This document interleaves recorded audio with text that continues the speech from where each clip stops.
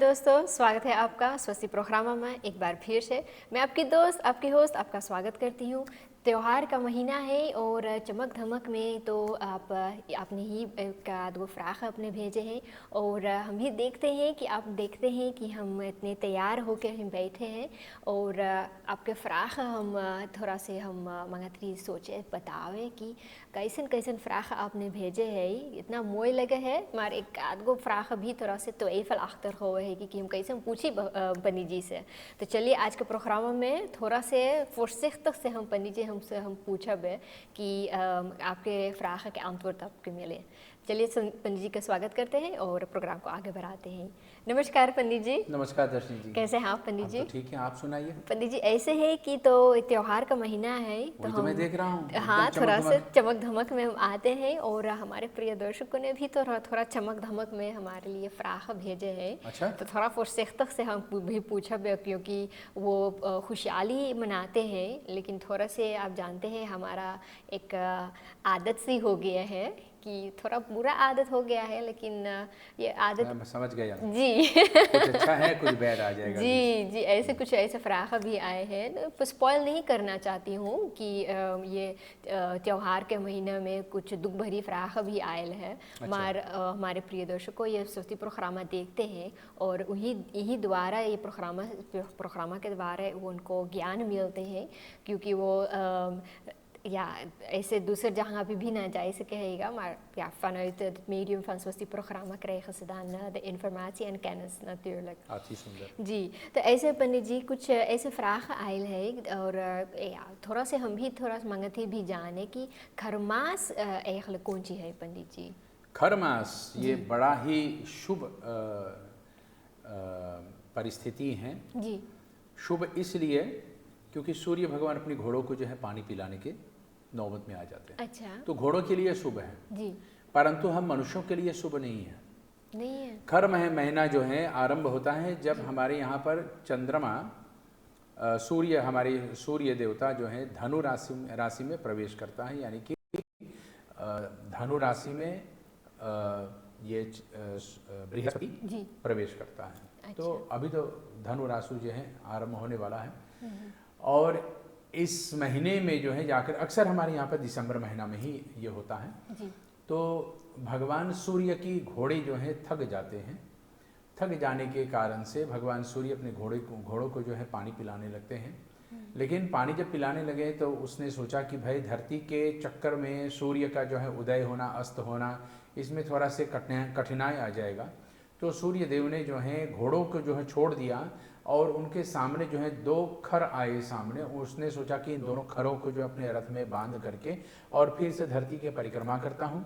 जब तक एक परिक्रमा हो जाएगा तब तक हमारे घोड़ों को पानी मिल जाएगा, आराम मिल जाएगा, फिर हमारे साथ चलेगा। तो दोनों खरों को जो है सूर्य भगवान अपने रथ में बांध लेते हैं, गूंथ लेते हैं और उनके साथ चल पड़ते हैं।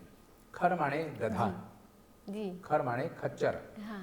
तो ये खच्चर जो होते हैं ये धीरे धीरे चलते हैं और घोड़ों की जैसे बलवान नहीं होते हैं, उतनी शक्ति उसके नहीं है तो उतना दौड़ भी नहीं पाते हैं। तो इस एक महीने के चक्कर में जो घोड़े लगाते थे खर जो है जाकर के ज्यादा कर देता है। अच्छा। तो इसलिए ज्यादा होने के कारण से ये महीना बढ़ जाता है। एक तो घोड़ा नहीं इसमें खर लगा हुआ है तो शुभ काम के लिए जो है ये महीना शुभ नहीं होता है। तो यहाँ पर जब शुभ काम के लिए अच्छा नहीं होता है तो इसमें बताए गए हैं कि भाई इसमें ना गृह प्रवेश, ना वर वधू का विवाह, ना ही कोई यज्ञोपवीत संस्कार, ना ही मुंडन संस्कार, ऐसे कोई परिस्थिति कोई कर्म नहीं करते, शुभ कर्म नहीं करते हैं। तो ये एक तो खरमास के नाम से ही जाने जाते हैं। और खरमास जो है जाकर के मकर संक्रांति के साथ जब देवगुरु बृहस्पति मकर राशि में और सूर्य भी मकर राशि में प्रवेश करता है तब जाकर के ये खरमास समाप्त होता है। अक्सर हम लोग देखते हैं कि सूर्य ही मकर राशि में प्रवेश करता है। तो अभी सूर्य जो है जाकर के इस दिसंबर के महीने में गुरु के साथ यानी कि धनु राशि में प्रवेश कर रहे हैं। गुरु का देवता जो है बृहस्पति हैं, गुरु हैं। तो धनु राशि में प्रवेश किए हैं और धनु राशि में प्रवेश करने से ये खरमास लग जाता है। और उसके बाद जब सूर्य 14 तारीख जनवरी को मकर राशि में प्रवेश करेगा जिसको मकर संक्रांति कहते हैं, यानी कि द ओवरहंग सूर्य का जो है धनु से मकर में प्रवेश करना, इसी को हमारे यहाँ संक्रांति कहते हैं। ये बड़ा ही शुभ मुहूर्त होता है। इस समय जो है घर गृह प्रवेश, अच्छे अच्छे कर्म को किया जा सकता है, और जब भी इसको करे तो जो है जाकर के इसमें फल प्राप्त होता है, शुभ फल प्राप्त होता है। अच्छा, तो वो बहुत अच्छा होता है पंडित जी। जो आपने बताया है कि शुक्र अष्ट तो नहीं, ये खरमास के बारे में बात करते हैं, तो ये प्रश्न भी फिर थोड़ा सा मुझे कंफ्यूज कर दिया है, क्योंकि ये प्रश्न भी आए हैं कि शुक्र अष्ट में और खरमास में कौन सा फर्क है क्या? देखो, हमारे यहाँ पर शुक्र तारा जब डूब जाता है तो इसको शुक्र अस्त कहते हैं, यानी कि अपनी दिशा में जो है जिस तरह से उसको घूमना है वो धीमा धीमा, और धरती से और सूर्य की जो रेखा अंश हैं उससे नीचे हो जाते हैं, जिसको शुक्र अस्त कहते हैं। ऐसे भी गुरु अस्त होता है। तो शुक्र अस्त जो है 8 तारीख दिसंबर को शुरू हुआ है। अच्छा। और ये जाकर के 4 तारीख फरवरी को समाप्त होगा। अच्छा, और खरमास भी यही भी शुरुआत हुई है ना पंडित? खरमास का जो है 21 दिसंबर को शुरुआत हुए हैं और ये 14 तारीख जनवरी को समाप्त होगा। अच्छा, तो ये खरमास और शुक्र अस्त जो है अलग अलग है। खरमास जो है हर वर्ष लगने वाला है। शुक्र अस्त और गुरु अस्त समय समय अनुसार लगेगा। शुक्र अस्त में ना ग्रह प्रवेश, ना कोई ऐसा शुभ कार्य, ना मुंडन संस्कार, ना जनेऊ संस्कार, ना नेह के पूजन, ना कुआं के जो है खोदना, ना मंदिर में देवी देवताओं का जो है स्थापना इत्यादि, ये शुक्र अस्त में नहीं किया जाता है, और ना ही गुरु अस्त में किया जाता है। यहाँ तक विवाह भी करना निषेध है, मना है, शुक्र अस्त में नहीं करना चाहिए। जो शुक्र अस्त में विवाह करते हैं उसकी जो है विवाहित जीवन में भयंकर प्रकार के कष्ट आते हैं, पति पत्नी में संघर्ष आता है, कष्ट को भोगना पड़ता है, पति पत्नियों में अनायास कलह यानी कि महाभारत शुरू हो जाता है, यूं कहें। तो ऐसे में जो है ये शुक्र अस्त का फल भी होता है। शुक्र अस्त में अगर कन्या की विदाई भी करते हैं तो कहते हैं दोनों में से किसी एक का जो है हाथ पांव से लंगड़ा लूढ़ा होना पड़ता है, या तो दोनों में से किसी एक का मृत्यु होता है। ये ग्रहों का असर ऐसा ही है। इसलिए हमारे यहाँ पर धर्मशास्त्र इसका उपाय भी बताए हैं कि अगर शुक्र अस्त या गुरु अस्त में आपको विवाह करना है तो आप आगे की तिथि मुहूर्त देखें, लेकिन गुरु अस्त शुक्र अस्त में ना करें। जी जी। और बेगर जाने पंडित जी अगर वो विवाह कर लेते हैं तो क्या उनको एक दोष फिर भी लगता है पंडित जी? भाई, अगर मैं आपको एक गिलास में जहर मिला करके दूं और आपको बोलूं कि इसमें पानी है, और आप पानी पिएंगे लेकिन उसके अंदर में जहर है, तो आपको तो असर होगा जी, आपको तो कष्ट होगा। बेगर जाने चाहे बिना जाने आप जहर पी लिया पानी समझ करके जी, तो वो असर करेगा ही। ठीक इसी प्रकार से जाने में या अनजाने में किया हुआ पाप, किया हुआ कर्म मनुष्य को ऊपर वही फल देता है जो उस समय का जो है उसका असर होना है जी। तो जैसे गुरु अस्त है और या तो शुक्र अस्त है और इसमें हमने विवाह कर ली, तो हमारे यहाँ पर हम लोग क्या करते हैं आजकल के दूल्हा दुल्हन या परिवार लोग क्या करते हैं, दिन तारीख पहले से रख लेते हैं स्वयं, बाद में पंडित को बोलते हैं कि पंडित जी इसी दिन हमारा जो है विवाह शादी इत्यादि करवा दो जी। और पंडित जी बेचारे जो हैं इसमें फंस जाते हैं कि इनको मैं समझाऊं तो कैसे समझाऊं, इनको बताऊं तो भी कैसे बताऊं, फिर आगे कहता हूं कि दिन तारीख आगे हटा देना जी, लेकिन कोई मानने को तैयार नहीं है। पंडित जी तो बोलते हैं लेकिन कोई मानने को तैयार नहीं। हाँ, लेकिन पंडित जी कुछ ऐसे पंडित भी होते हैं जो बताते हैं कि अच्छा मुहूर्त तो अच्छा होता है लेकिन अंजोरिया होता है या अमावस्या रात होती है, तो क्यों हम कुछ पंडित लोग ऐसे कहते हैं कि अगर अंजोरिया होगा तो फिर भी हम विवाह कर सकते हैं? देखो, हमारे यहाँ पर पक्ष 2 बताए गए हैं, एक कृष्ण पक्ष जिसको अंधेरिया कहते हैं और एक शुक्ल पक्ष जिसको अंजोरिया कहते हैं। एक शुद्ध है, एक शुद्धि, एक बधी है। तो बधी जो है जा करके और शुक्र हमारे यहाँ पर बधी और शुक्र यानी कि शुक्ल पक्ष और कृष्ण पक्ष, ये 2 पक्ष बताए गए हैं। कृष्ण पक्ष हमारे यहाँ पर अंधेरिया रात के और शुक्ल पक्ष अंजोरिया है, यानी कि पूर्णिमा की ओर हम बढ़ रहे हैं, और कृष्ण पक्ष हम अमावस्या की ओर बढ़ रहे हैं। हमारे यहाँ पर ना तो कृष्ण पक्ष बुरा है ना तो शुक्ल पक्ष बुरा है, दोनों पक्षों में विवाह किया जा सकता है जी, लेकिन मुहूर्त ठीक होना चाहिए। अच्छा। ऐसे में जो है अगर देखा जाए तो कृष्ण पक्ष में भगवान शंकर माता पार्वती के विवाह हुआ, वो भी फाल्गुन कृष्ण पक्ष के चतुर्दशी में, जिसको हम लोग महाशिवरात्रि भी मानते हैं। तो कौन कहता है कि कृष्ण पक्ष बुरा है? कृष्ण पक्ष में भी विवाह हो सकता है। कृष्ण भगवान का अवतार होता है और वो भी भाद्रपद महीना के कृष्ण पक्ष के अष्टमी तिथि में, तो कृष्ण पक्ष अगर बुरा होता तो कृष्ण पक्ष में यानी कि अंधेरिया में भगवान कृष्ण का अवतार क्यों होता? नहीं होता है जी। तो हर प्रकार से दोनों पक्ष ठीक हैं, शुभ हैं, लेकिन हर काम के लिए शुभ नहीं है।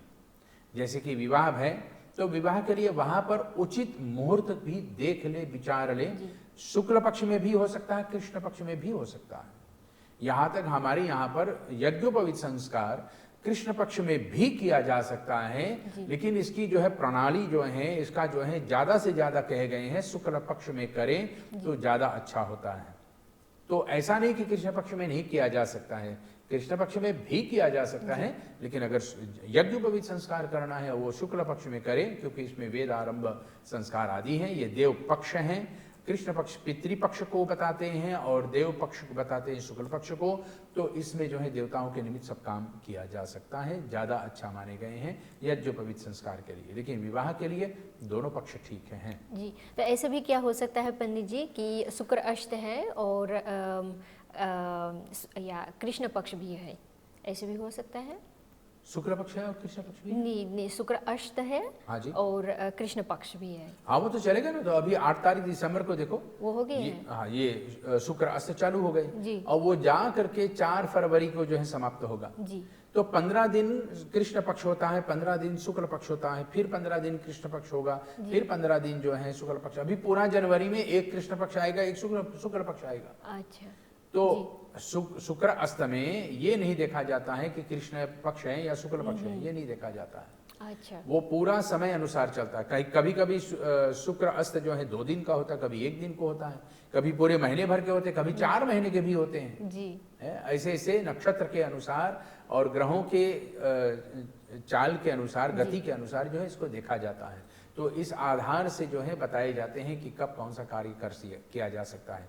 एक बात और बताना मैं उचित समझता हूँ, कृष्ण पक्ष जब होता है अंधेरिया और उसमें आ जाता है शुक्र अस्त, तो अगर शुक्र अस्त है और वो भी कृष्ण पक्ष के समय चलेगा तो व्यक्तियों के अंदर में क्रोध भी ज्यादा उत्पन्न शुरू हो जाता है। ये शुक्र का जो है प्रभाव होता है। आसुरी शक्ति इसमें चलेगा।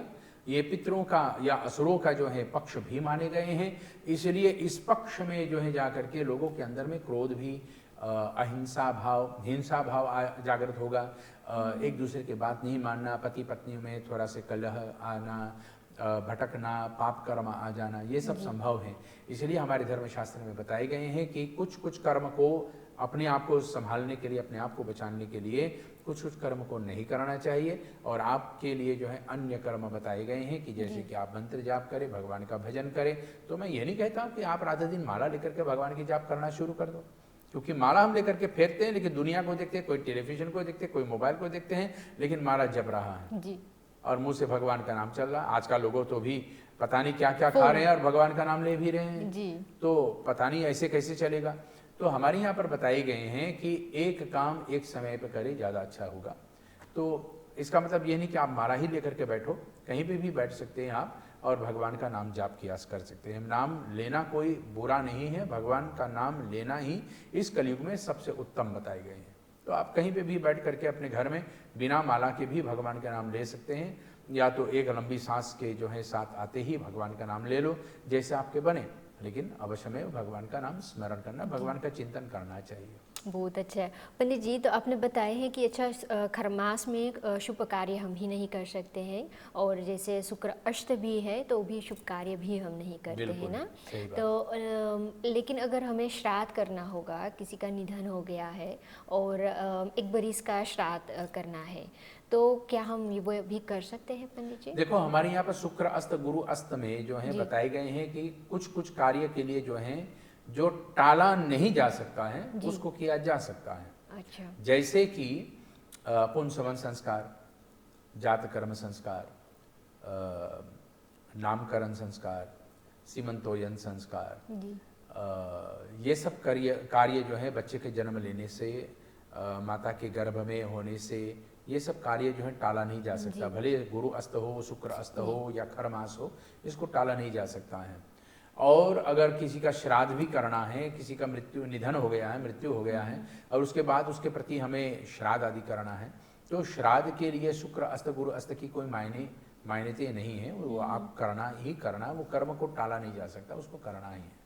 अगर 12 दिन का जो है श्राद्ध जो होता है वो शुक्र अस्त में या गुरु अस्त में ही आकर के गिरा या खर मास में ही आकर के गिरा, तो उसमें कोई रुकावट नहीं, आप उसको कीजिए, क्योंकि वे कर्म जो हैं शांति परिक्रिया में जो है इसको जोड़े गए हैं।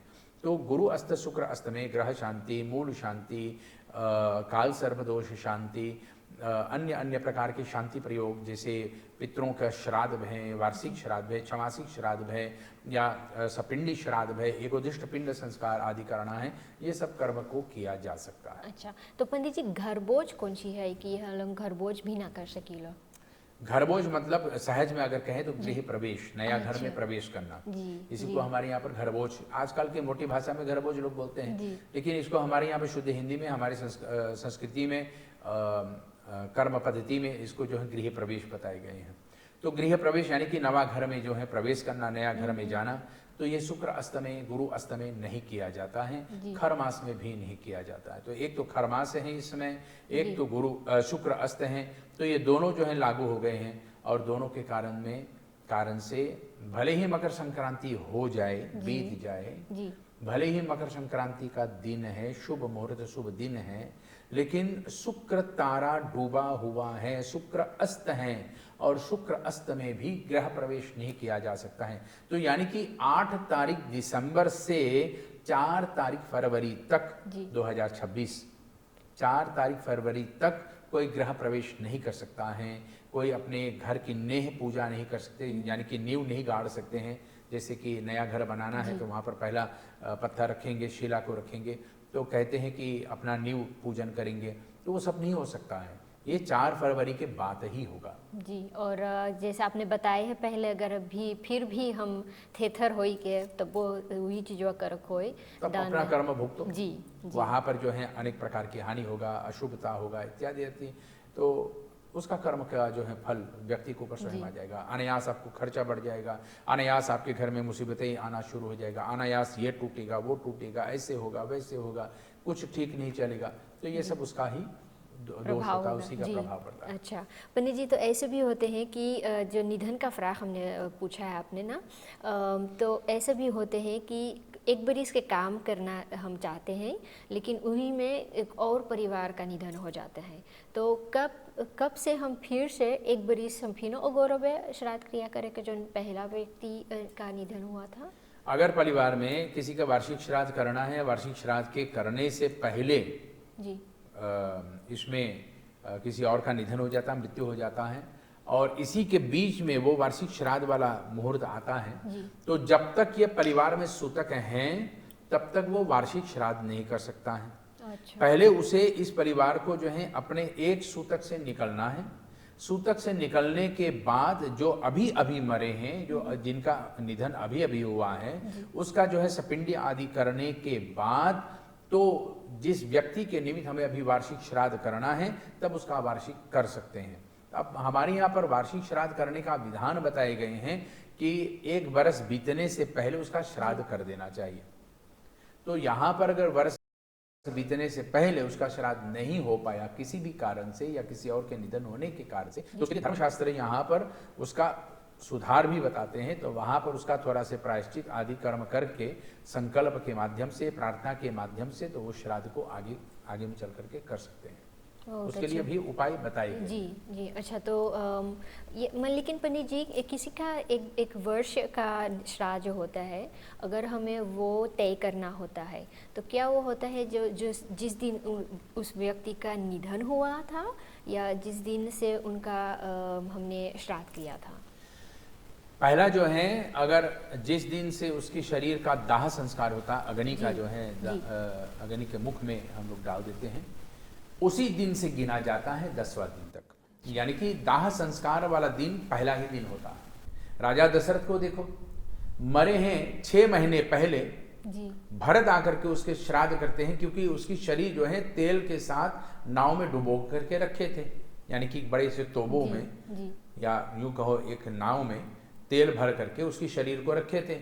जब भरत आए, 6 महीना लगा भरत को आने में, तो आकर के उसका श्राद्ध की, और श्राद्ध करके तब उसका 10 गात्र की है।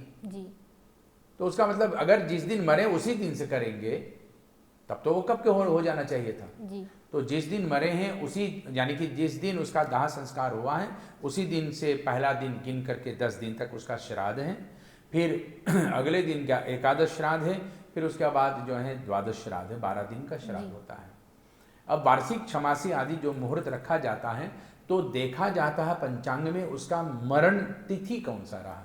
अच्छा। मरने वाला तिथि तो हमारे यहाँ पर बताते हैं कि अगर छमासी और वार्षिक श्राद्ध करना है तो छमासी के लिए 5.5 महीना में जी। और वार्षिक के लिए 11.5 महीना में श्राद्ध करना है। अब मान लिया जाए उसका मृत्यु 2 दिन पहले हुआ और आज उसका दाह संस्कार हो रहा है, तो 2 दिन पहले वाला जो तिथि रहा तो वो प्रतिपदा रहा, आज वाला जो है चतुर्थ तिथि चलेगा। जी। तो एक एग्जाम्पल के रूप में तो वहाँ पर आप समझ लो कि प्रतिपदा आज से 5.5 महीना आगे हमें जाकर के देखना है। जब प्रतिपदा में उसका मृत्यु हुआ तो प्रतिपदा अगले 5-6 महीना में कब आएगा, तो छठा महीना में जो पहला प्रतिपदा आएगा, फिर 6 महीने के बाद उसी 6 महीने पे उसका श्राद्ध किया जाता है। तो अक्सर ये 5.5 महीना और 11.5 महीना पे आकर के गिरता है। अच्छा। कैलेंडर के हिसाब से नहीं गिरना नहीं, है जी। कि 1 बरस हो जाए या 6 महीना हो जी जाए। जी जी, क्योंकि ये शायद हमारे प्रिय दर्शकों के लिए थोड़ा कंफ्यूजिंग हो रहा था बिल्कुल, कि क्योंकि ये चंद्र के जी। कला पे है। अच्छा। चंद्र के बल पे ही देखा जाता है। अच्छा पंडित जी, तो एक ऐसे प्रश्न भी आए हैं कि अगर ये श्राद्ध हम जो करते हैं तो इसमें दामाद और बेटी क्यों भाग नहीं ले सकते हैं? बहुत सुंदर प्रश्न है आपकी। जी। ये दामाद जो होता है ये भगवान श्री विष्णु का रूप होता है। ससुर और सास मिल करके दामाद की पांव पूजा करते हैं। एक तो द्वार पूजा पे, जी। फिर उसके पहला जो है उनका पांव पूजन होता है जब उसका जो है तिलक संस्कार होता है, तिलक पूजा होता है, जिसको हम लोग तिलक के नाम से जानते हैं। तो वहाँ पर उसका पांव पूजा होता है। फिर द्वार पे आता है तो द्वार पूजा के बाद उसका पांव पूजा होता है। फिर मंडप में जो है जाकर के वर और कन्या की दोनों की पिता जो हैं उनके पैरों पर जल छोड़ते हैं, यानी कि वहाँ पर दूल्हा विष्णु हो गए हैं और घर की बेटी जो है जाकर के लक्ष्मी हो गई है। तो अपने घर पे आए हुए भगवान से सेवा नहीं करवाते हैं, सेवा भगवान का ही किया जाता है। जी। तो ये एक है। दूसरा इसका कारण ये होता है कि अपने घर की बेटी को मैंने उस दूल्हे के हाथ में दान दिया है, तो दान जिसको दिया है तो उससे हमें वापस नहीं लेना है। वापस लेंगे तो कर्जा में पड़ जाएंगे। अच्छा। तो माता पिता उस ऋण से उत्तीर्ण होने के लिए, उस ऋण से मुक्त होने के लिए दामाद से और दान में दी हुई बेटी के हाथ से कुछ भी पैसे आदि नहीं लेते हैं कि उसके श्राद्ध में लगाएं।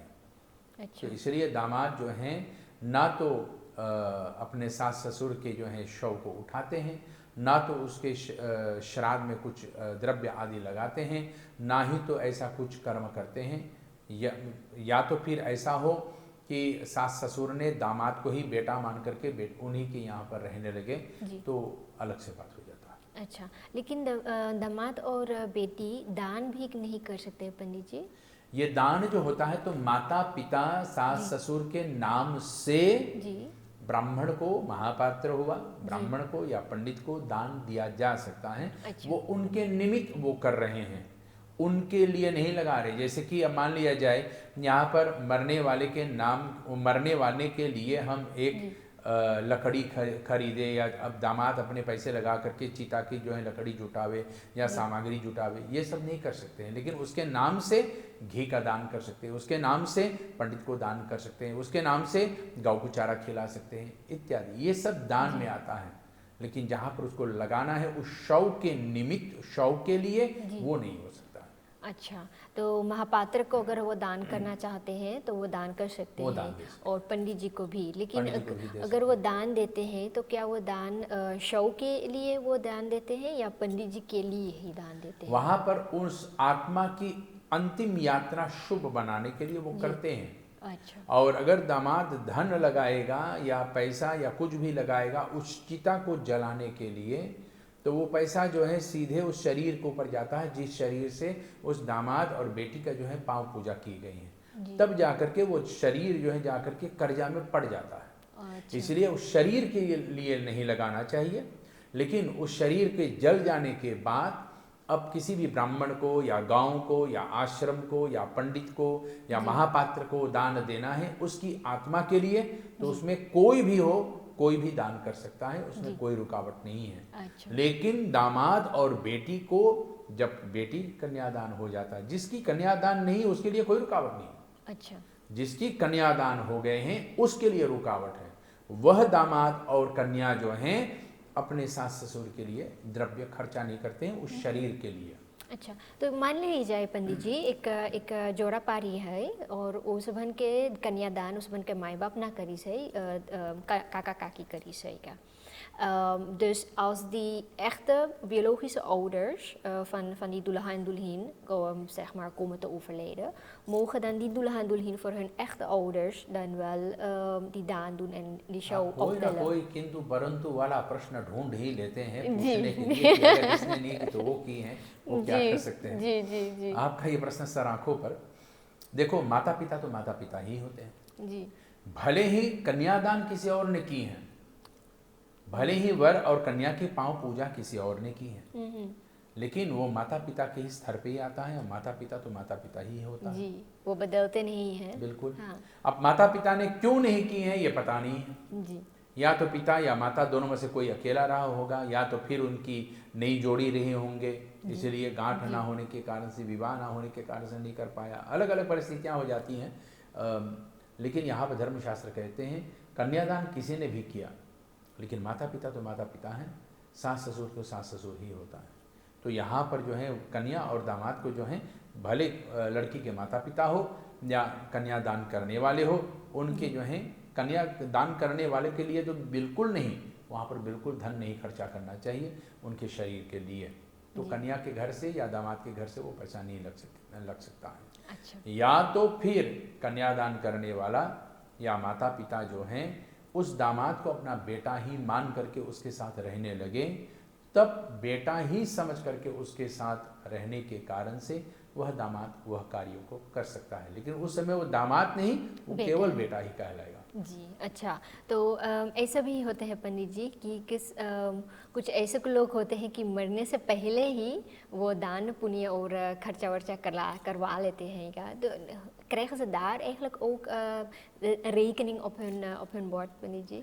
देखो, अगर कोई किसी का निधन होने से पहले अपना ही श्राद्ध करवा ले या अपना ही दान पुण्य आदि करवा ले तो ये ठीक है।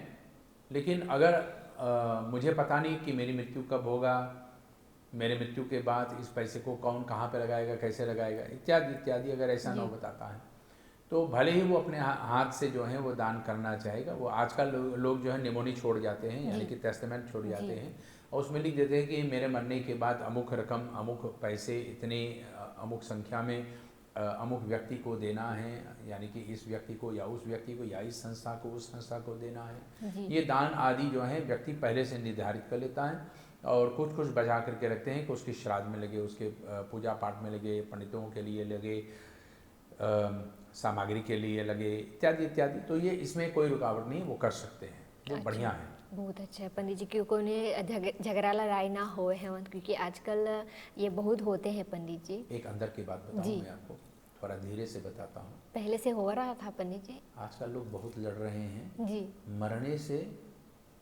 मरने से पहले ही लोग जो हैं बंटवारा करना शुरू कर देते हैं। जब देखते हैं कि कोई परिवार जो है यानी कि अब जाने वाला है तो शुरुआत हो जाता है कि ये मेरा होगा, वो मेरा होगा, वो तेरा होगा, तू कुछ नहीं पाएगा, सब कुछ मेरा होगा, इत्यादि। ये तेरा मेरा, तेरा मेरा, तेरा मेरा होता ही रह जाता है। और मरने के बाद जो है ऐसा नौबत आ जाता है कि वो उससे नहीं बात करेगा, वो उससे बात नहीं करेगा, ऐसे ऐसे परिस्थितियाँ आ जाता है जी। तो लोगों के अंदर में इस माया से बचने के लिए एक ही प्रपंच है, एक ही उपाय है, अपने आप को संसार के बंधन से मुक्त कर लो। जी पंडित जी, आपने बताया है माया से बच के रहना है, लेकिन कुछ कुछ ऐसे होते हैं हमारी सहेलियां कि उनकी नाम भी माया है, तो वो पूछती हमसे कि हरदम पंडित को बोले है क्या माया से बच के रहना, तो क्या मेरा नाम माया होने से क्या मैं बुरी हो गई हूँ? तो ये क्यों, ये प्रश्न भी ऐसा आए हैं पंडित जी? जी। माया नाम पढ़ने से कोई बुरा तो नहीं हो जाता है जी।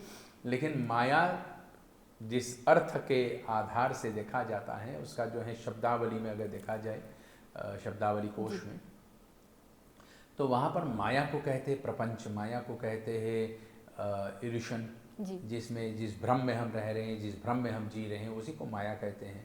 कोई व्यक्ति का नाम माया पड़ गया है तो हाँ, मैं ये कहूँगा कि आप अपने नाम के साथ कुछ और जोड़ लो, मायापति, मायावती, माया कुछ भी आदि जोड़ लो, या मायावणी इत्यादि रख लो, जो भी है।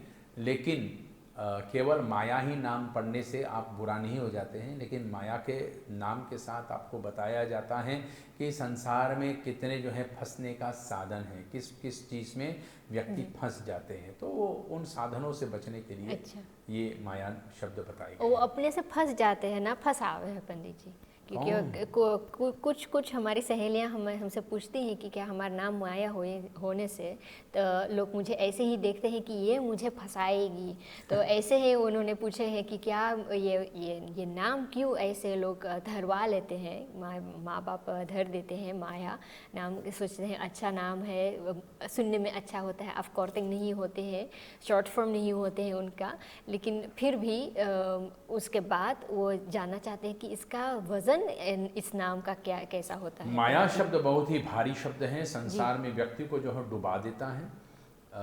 मोह माया जंजाल में, धन दौलत के जंजाल में, नाम के जंजाल में, घर गृहस्थी के जंजाल में, अपने अहंकार के जंजाल में।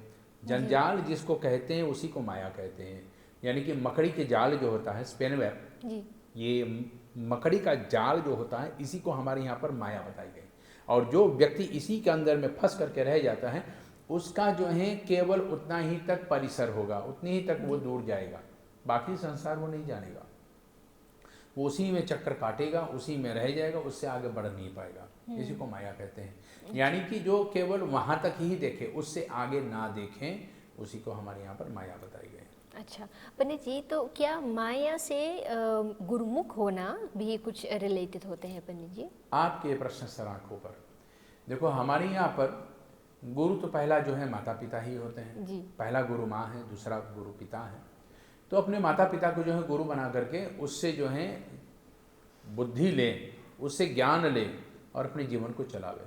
अच्छा। तब जाकर के माया से बचते हैं जी। संसार के जंजाल से बच जाते हैं। लेकिन जिनके माता पिता भी अब नहीं रहे तो क्या करेगा, कैसे बचेगा? अभी पूरा जीवन उसके सामने है। तो कहते हैं ऐसी अवस्था में उनको एक गुरु बनाना चाहिए। तो वो गुरु कैसा होना चाहिए? कहते हैं वो गुरु स्वयं तरे हुए हैं, लकड़ी जैसे होना चाहिए। लकड़ी पानी पर रखेंगे तो वो लकड़ी तैर जाएगा जी। लेकिन पत्थर जैसे भारी होगा, जो काम क्रोध ईर्ष्या जलन द्वेष ममता अनिवेश माया से भरा होगा, वो स्वयं डूब जाएगा जी। तो ऐसा गुरु जो डूब जाता है पानी में, हमको नहीं चाहिए। हमको वही गुरु चाहिए जो स्वयं तरे हुए हैं, हमको भी तार दे। इसको तरन तारण भी कहते हैं। तो जो इस प्रकार से अपने गुरु को चुने और गुरु को जाने कि जो गुरु होगा वही हमको संसार से तार सकता है, वही हमें इस संसार से आगे उभार सकता है, ऐसे गुरु हमको चाहिए। और ऐसा गुरु अगर हमारे पास होता है तो हमें माया से तो डर भी नहीं लगेगा जी। और यह गुरु जो है जो हमें अज्ञान के मार्ग से निकाल करके ज्ञान के मार्ग पे लाएगा, क्योंकि गुरु का कर्तव्य यही है ज्ञान देना, अंधकार से दूर रखना, यानी कि संसार के प्रपंच से भूल भुलैयों से दूर रखना और उसको जो है जाकर के प्रगति की ओर, बढ़ंती की ओर, सुख की ओर, शांति की ओर, भक्ति की ओर, परमार्थिक ओर जो है वो बढ़ता रहे। इसको जो है जाकर के गुरु बताए गए हैं जी पंडित जी। तो पंडित जी, लेकिन अगर हम गुरु को हम मानते हैं और वो हमें बचा सकते हैं माया के जाल से, तो गुरुमुख क्या होता है पंडित जी? देखो, गुरुमुख हमारे यहाँ पे बताए गए हैं कि अगर माता पिता होते हुए किसी एक व्यक्ति को जो संसार से उभरे हुए हैं, जिसको हम लोग कहते हैं फलित हैं, वो उभरे हुए हैं और यहाँ तक उसके अंदर में दिव्यता है, ज्ञान है, साधन है, साधना है कि वो अपना मंत्र जाप करता है, गुरु मंत्र का जाप करता है, सेवा करता है, भगवत मार्ग पे चलता है, धर्म के मार्ग पे चलता है। ऐसे व्यक्ति से अगर मंत्र ले लें जी, जिससे हमने कान में मंत्र ले लिया, उसी को हमारे यहाँ पर कहते हैं गुरुमुख होना। गुरुमुख होने का मतलब ये है कि मैंने आपसे, आपके मुख से, गुरु के मुख से मंत्र को सुना कान में, उस मंत्र को मैं अब नित्य जपूंगा। उस मंत्र के जाप करने से मेरा जीवन में शांति आएगा, सुख आएगा। मैं मरने के बाद यमलोक नहीं जाऊंगा, सीधे तर जाऊंगा। इसमें जो है गुरु मेरा वकील बन करके यमराज से मेरे लिए बात करता है जी। तो वहाँ पर गुरु वकील हो जाता है। और यमराज के सामने जब वह आत्मा आता है तो गुरु जी उस आत्मा को पहचान कर कहते कि नहीं, ये मेरे शिष्य हैं, आप इसके साथ यमराज कुछ नहीं कर सकते हैं। गुरु अपना पुण्य वहाँ पर दान करता है, कहता है इसको आगे पठाओ, तो वह आत्मा वैकुंठ जाता है, नरक को नहीं जाता। इसलिए हमारे यहाँ पर सदगुरु होना परम आवश्यक होता है। जी पंडित जी, लेकिन ये हमारे गुरु जी या सदगुरु जी को हम अगर हम ये मंत्र हम पाना चाहते हैं तो क्या हम मंदिर में पहले हम के चाहिए जाए क्या, of kan ik eigenlijk Pandit ji self contacten en dan vragen om een mantra dan te geven? नहीं, ये गुरुमुख होना जो है ऐसा नहीं है कि इसके लिए मंदिर में जाना है या कहीं पे जाना है या कहीं पे करना है जी। ये गुरुमुख होना जो है एक परिस्थिति बताई गई है जब यज्ञोपवीत संस्कार होता है। जी। तो यज्ञोपवीत संस्कार में जो है उसके कान में गुरु एक मंत्र देता है, उस सावित्री मंत्र होता है, तो अपना सावर मंत्र को वो जाप करते रहे, सावित्री मंत्र को जाप करते रहते हैं। और जब समय आता है वो अग्रसर हो जाता है, आगे बढ़ जाता है और उसका सदगुरु की प्राप्ति हो जाता है। जब वो सदमार्ग पे चल करके आगे में वृद्धि की ओर बढ़ जाता है, धर्म की ओर इतना बढ़ जाता है, तो कोई साधु संत को जान करके जो बिल्कुल संसार की मोह माया से तरे हुए, वो सन्यासी होना चाहिए जी। ब्राह्मण का गुरु जो है सन्यासी होता है, पूरे संसार का गुरु ब्राह्मण होता है। पूरे संसार का गुरु ब्राह्मण है, ब्राह्मण का गुरु सन्यासी है, सन्यासी के गुरु शंकराचार्य जी। शंकराचार्य के गुरु स्वयं आदिदेव भगवान शिव होता है। तो इस प्रणाली में देखा जाता है कि इस तरह से जीवन को चलाना चाहिए। तो जो अपने ब्राह्मण का, अपने संसार के जो गुरु होता है उसका बात नहीं मानेगा तो वो अपने सदगुरु का बात कब मानेगा? और जब ब्राह्मण अपने ही गुरु का बात नहीं मानेगा तो वो भगवान का बात कब मानेगा? इसलिए सन्यासी ही एक ऐसा गुरु होता है जो आपको संसार के मार्ग से विरक्त होने का, अलग होने का, मुक्ति के मार्ग चलने के लिए रास्ता बता देता है। तो वो सदगुरु होता है और ऐसे सदगुरु की बात हमेशा मानना चाहिए। बहुत अच्छा पंडित जी। तो ऐसे है पंडित जी कि मुझे शायद ये मानना पड़ेगा कि शायद हमारा जो ये टिकिया वाला क्लॉक होता है वो एक टाइम वाला गुरु होते हैं हमारे पंडित जी। तो ये एक और गुरु हो सकते हैं ना पंडित जी? हमारे यहाँ पे तो अनेक अनेक प्रकार के गुरु हैं। एक गुरु होता है काल, समय जी। काल माने मृत्यु भी। तो ये मृत्यु हमें आपको सिखाता है, डर से बचाता है जी। काल हमें बताता है कि भाई घड़ी हमेशा आगे बढ़ेगा, पीछे नहीं जाएगा जी। तो हमेशा सिखाते कि आगे बढ़ते जाओ, जो बीत गया है उसे याद करके उसे सीखो, जो आज है कल के लिए बनाओ, जो कल है उसे कल में ही रहने दो, आज के लिए जो है अपने आप को तैयार कर ले। इसी को जो है काल गुरु बताए गए। बहुत अच्छे। तो इसीलिए हम आज को हम यहीं पे हम तैयार होने के लिए अगले हफ्ते फिर मिलेंगे ना पंडित जी? हो गए आज के? जी ऐसे है पंडित जी। और जैसा आपने बताया है कि कल का कल में छोड़ना चाहिए, आज का आज होना चाहिए। तो आज का हमें जितना रहा हमारा बिल्ली हमें हो गया है पंडित जी। चलो ठीक, जी बहुत धन्यवाद पंडित जी। आपने जैसे बताया है कि ये प्रोग्राम eigenlijk भी कुछ हमारे लिए ज्ञान की बातें लेकर हम भी चलते हैं, कल के लिए भी छोड़ के जाते हैं और लोगों का ये उत्साह भी हम देखते हैं कि वो अगले हफ्ते लिए भी हमारे लिए प्रश्न भी बेचते हैं पंडित जी। बहुत सुंदर जी बहुत धन्यवाद पंडित जी। फिर मिलेंगे अगले हफ्ते। अवश्य जी प्रिय दर्शकों, इसी के साथ आज के एपिसोड के अंत में हम आ गए हैं। ज्ञान की बातें हमने बहुत सारी की हैं, बरिस भर हमने शायद बहुत सारी ज्ञान की बातें की हैं। इस एपिसोड के लिए भी आपके फ्राख हमने बांधवट किए हैं, बहुत सारी ज्ञान की बातें हमने फिर से भी किए हैं। ज्ञान की बातें लेकर नए साल का स्वागत करते हुए आपको बहुत बहुत शुभकामनाएँ हम देते हैं और सावधानी से पटाखे फोड़िएगा और फिर मिलेंगे अगले एपिसोड में अगले हफ्ते और एक नए साल में। नमस्कार, शुभ रात्रि।